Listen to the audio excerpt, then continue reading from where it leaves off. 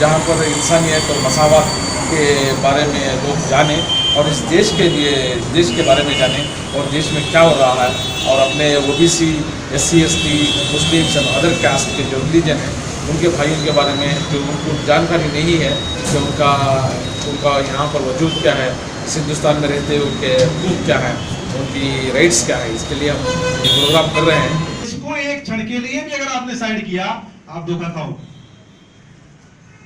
आपने व्यक्ति विशेष अगर बात किया तो आप धोखा खाओगे।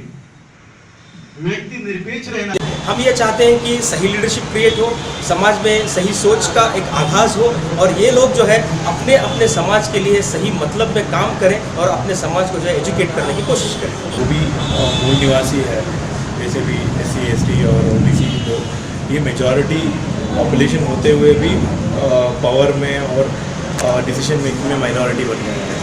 तो इसके लिए थोड़ा जन जागृति होना चाहिए और उसके लिए बदलाव आना चाहिए और उसके लिए नए तरह सिरे से चिंतन होना चाहिए।